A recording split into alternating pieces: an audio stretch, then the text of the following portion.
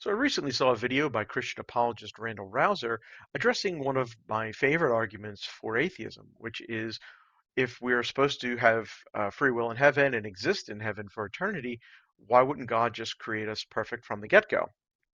And I want to say up front, I very much respect Randall, and I think if I was ever to become convinced of Christianity, it would be through arguments like he makes, and I would even share a lot of his values and theological views. I think they're the most appealing set of views amongst a ultimately flawed and incorrect view of reality.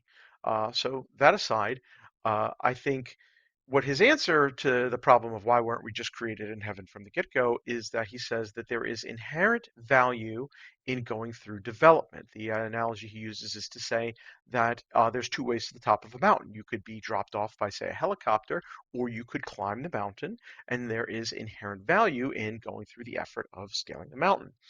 And so I think Randall is flawed in a few ways here. So first of all, what grounds the value of going through development? As a theist, Randall is committed to God being a perfect being and a necessary being, which means God cannot change. By definition, God cannot grow in capacity. He cannot go through anything like this.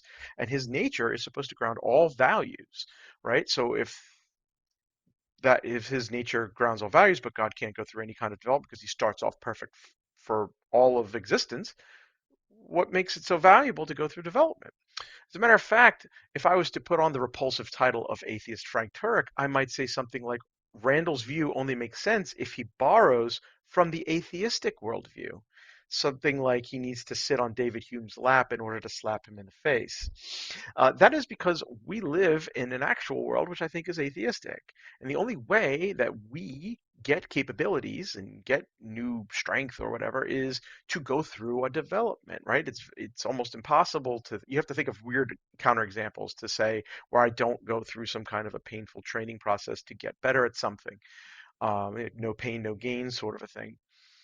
So I don't think Randall's view makes any sense. He has to take a kind of ad hoc view. You can't just say there's inherent value in going through development because then God doesn't go through that. So he has to say something more like it is better, there's inherent value for finite beings to go through development in order to achieve some kind of higher level.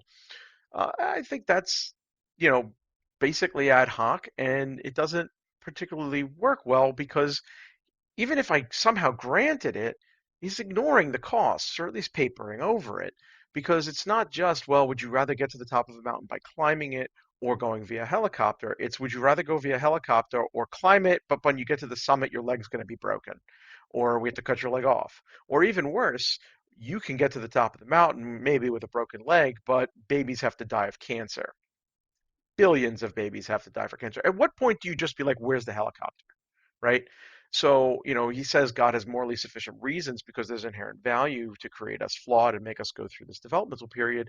But I don't know if even if you said there was value there, that it would be worth the cost that we have here, especially when you could have just avoided all of this and gotten to the good part of wonderful existence from the get-go.